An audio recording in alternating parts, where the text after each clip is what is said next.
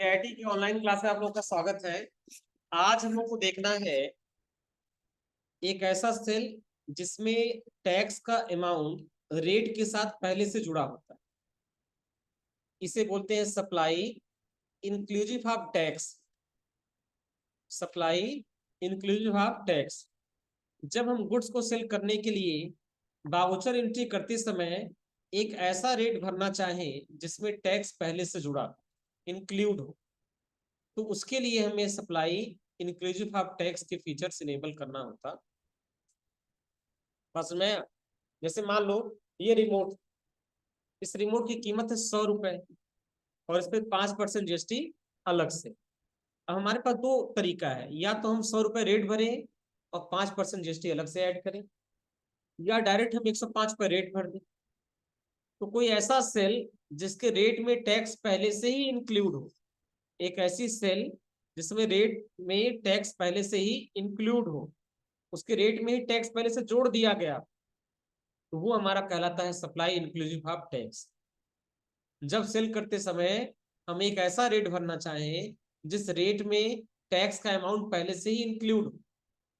अगर हम सेल्स करते समय एक ऐसा रेट भरना चाहें उस रेट में टैक्स का अमाउंट पहले से ही इंक्लूड हो, तो वह हमारा कहलाता है सप्लाई इंक्लूसिव ऑफ टैक्स।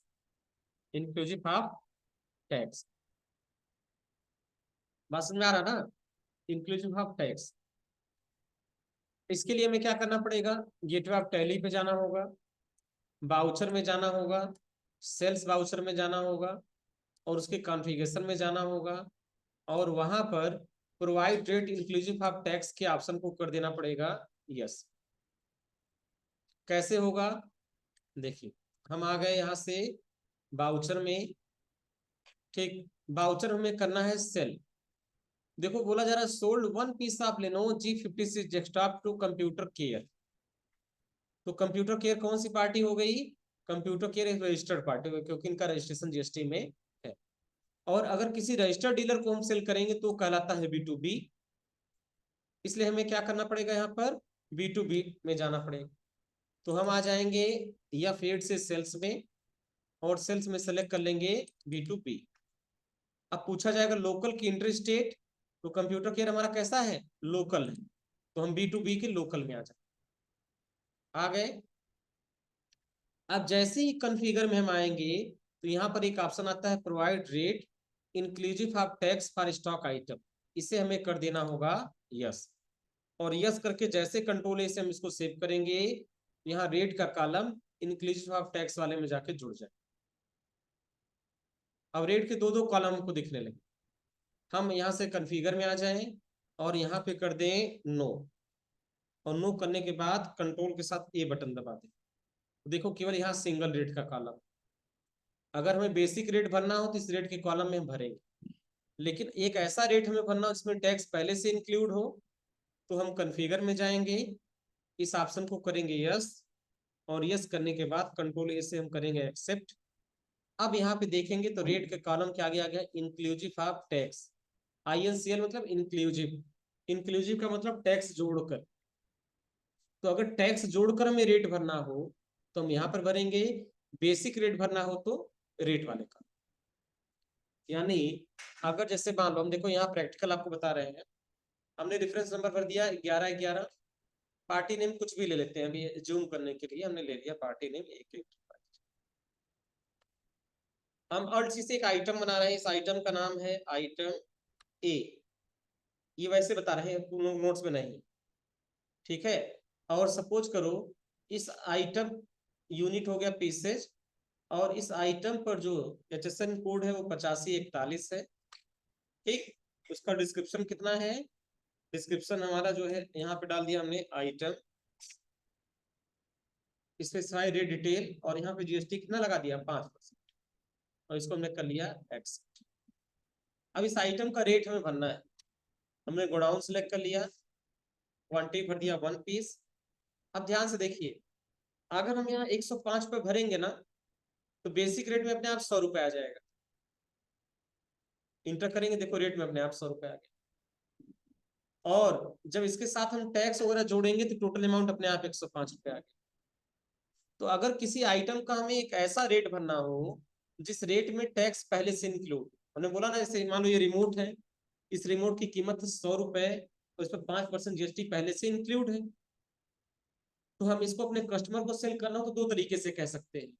हम क्या कह सकते हैं, हम बोल सकते हैं कि एक रिमोट है जिसकी कीमत है 100 रुपए प्लस जीएसटी 5% अलग से लगेगा, या हम डायरेक्ट बोल दें कि टोटल 105 रुपए आपका लगेगा जीएसटी जोड़कर। तो अगर जीएसटी जोड़कर हमें रेट भरना है तो हम इस फीचर्स को इनेबल करेंगे और इंक्लूसिव ऑफ टैक्स वाले ऑप्शन में जाकर यहाँ जीएसटी जोड़कर अमाउंट हम लिख देंगे। बात समझ में आ रहा है? हो गया भैया, घर पे गए थे? देखिए ध्यान से, अब यहाँ हम कंप्यूटर केयर को सेल कर रहे हैं, इसलिए पार्टी नेम में हम चले जाएंगे और यहाँ सेलेक्ट कर लेंगे कंप्यूटर केयर। ठीक, कंप्यूटर केयर सेलेक्ट कर लिया। आइटम क्या सेल कर रहे हैं इनको, लेनोवो G56 डेस्कटॉप, हमने सेलेक्ट कर लिया लेनोवो G56 डेस्कटॉप। एक भरेंगे, रेट हो जाएगा कितना हमारा 30,000, तो हम भर देंगे यहाँ पे 30,000। देखो ये बेसिक रेट अपने आप उठा लिया इसने, 28,571 रुपए अपने आप उठा लिया। अब देखो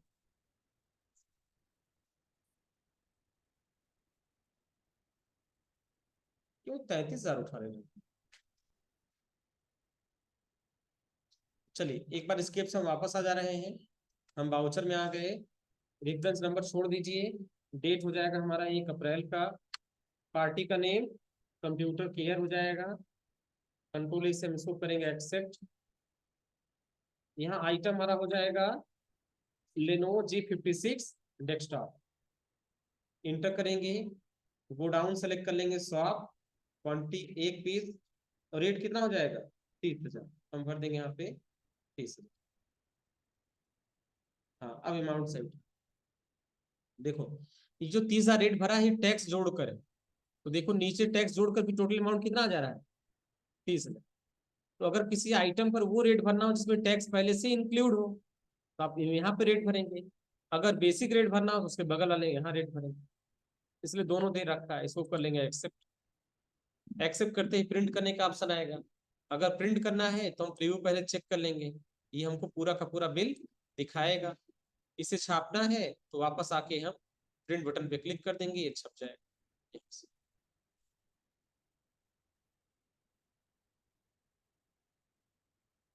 अब दे रखा है सेल ऑफ एसेट्स, अगर हम किसी एसेट्स को सेल करेंगे तो उसकी एंट्री कैसे करेंगे।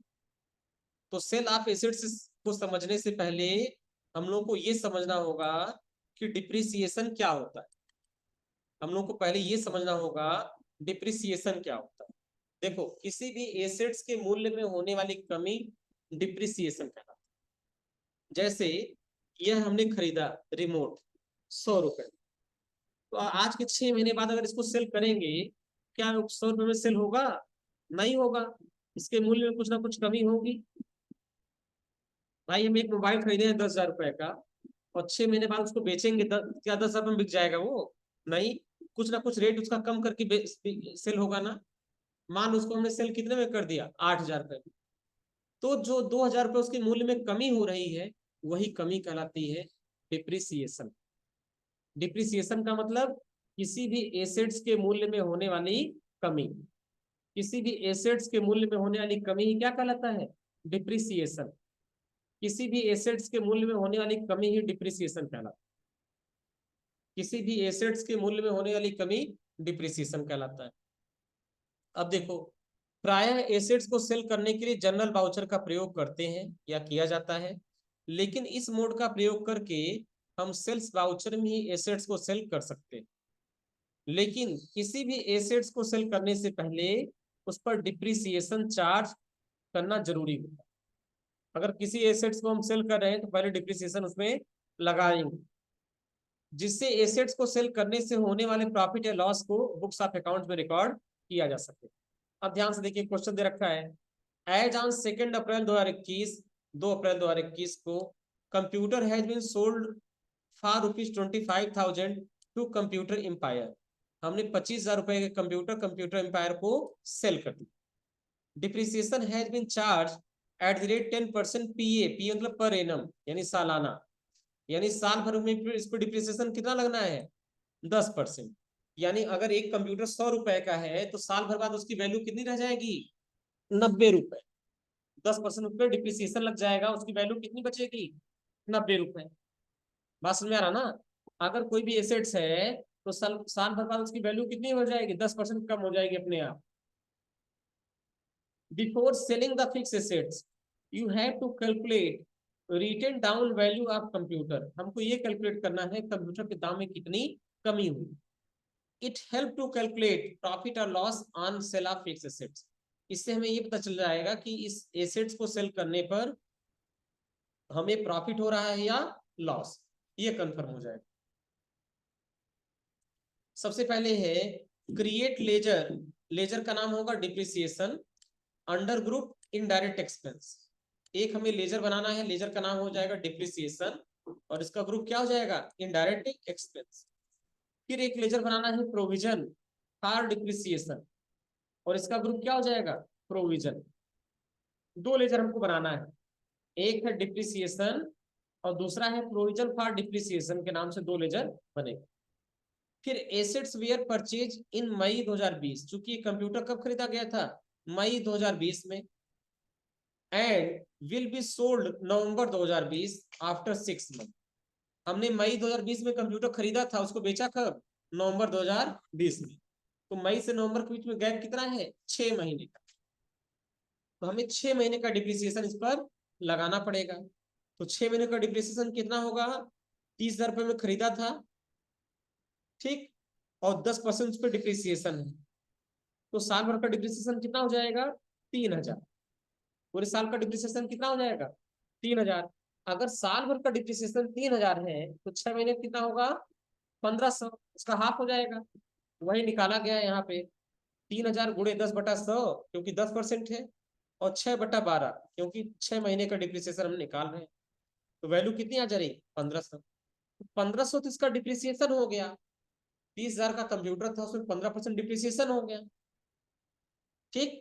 अब डिप्रिसिएशन हो गया 1,500 तो बचा कितना 28,500 हुआ।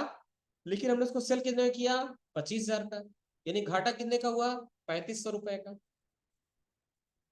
अब यही चीज हमें एंट्री करके निकालना सिस्टम से, ध्यान से देखेंगे तो समझ में आए। आपका रफली कैलकुलेट आपने कर लिया कि हमारा कंप्यूटर था 30,000 का, उस पे डिप्रिसिएशन लग गया 1,500, डिप्रिसिएशन के बाद उसकी वैल्यू बची 28,500, लेकिन उसको हमने 25,000 में सेल कर दिया, यानी 3,500 रुपए का लॉस हो रहा, 3,500 रुपए का लॉस हो। अब एंट्री कैसे करेंगे।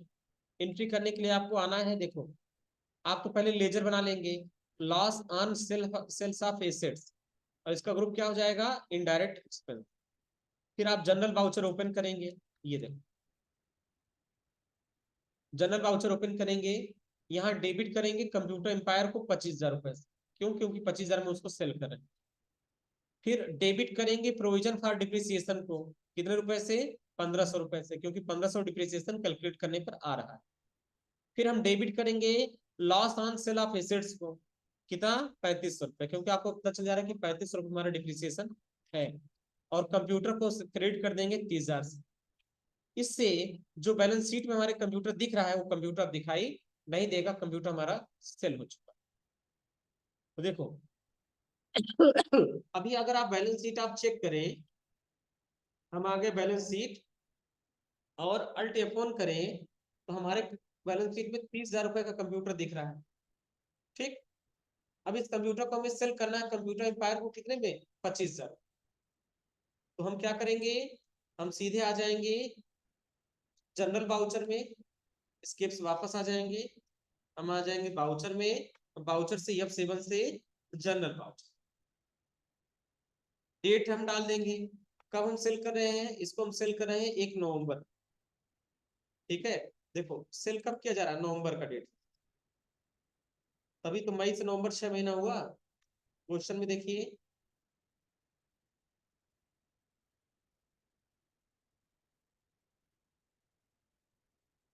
यहाँ डेट डाल दीजिए नवंबर, अप्रैल का ही डेट दे रखा है, इसको कर दीजिए नवंबर 2020, एज ऑन 1 नवंबर 2020। तो हमें डेट कौन सा लेना है, हमें डेट लेना है नवंबर, हमें डेट कौन सा लेना है, नवंबर। चलिए, तो हम आ जाएंगे जनरल वाउचर में और F2 से डेट चेंज करके कर देंगे 1/11 यानी 1 नवंबर। ठीक, यहां भी डेट डाल देंगे 1/11। डेबिट करेंगे, डेबिट किसको करना है, डेबिट देखो एंट्री में डेबिट किसको करना है, कंप्यूटर एम्पायर। कितने रुपए से, 25,000 रुपए से।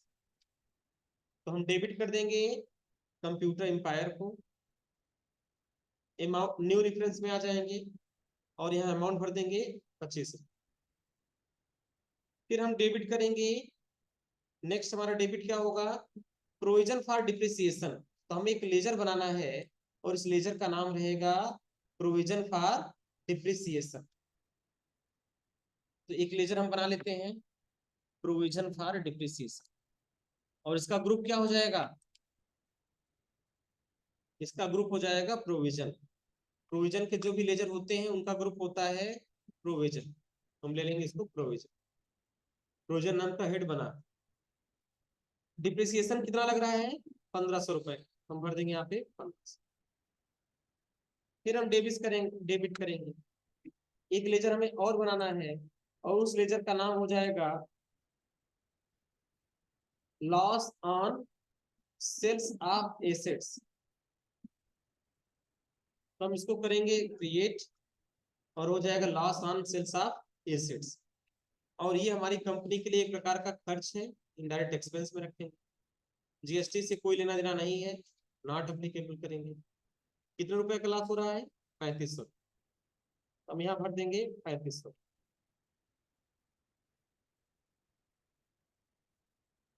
हम यहाँ भर देंगे 3500। अब क्रेडिट कर देंगे किसको, कंप्यूटर। और जैसे हम यहाँ पे कंप्यूटर के अकाउंट को सेलेक्ट करेंगे, कंप्यूटर का बैलेंस हो जाएगा 0 0। ठीक, और इसको हम कर लेंगे एक्सेप्ट। इसको हम यहाँ पे कर लेंगे एक्सेप्ट, इसको हम यहाँ से कर लेंगे एक्सेप्ट।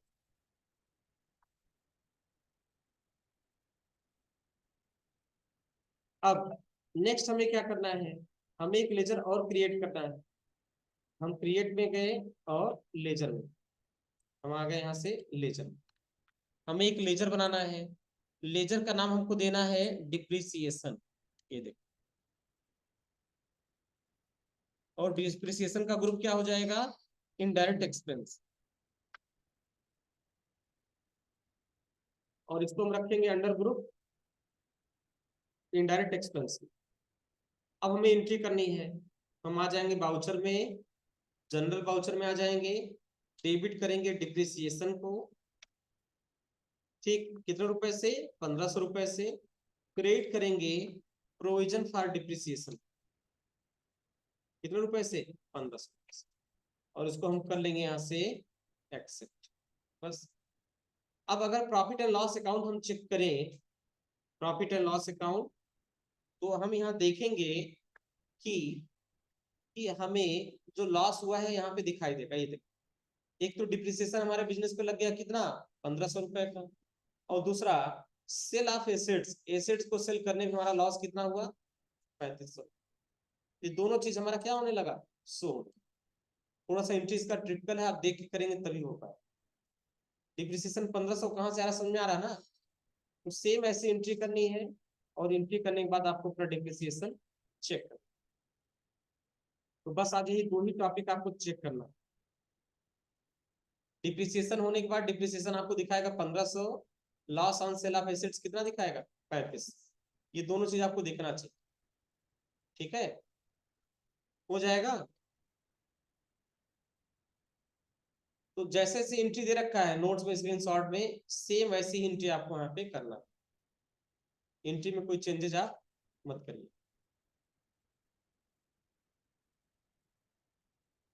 इन दोनों एंट्री में कुछ पूछना हो तो बताइए।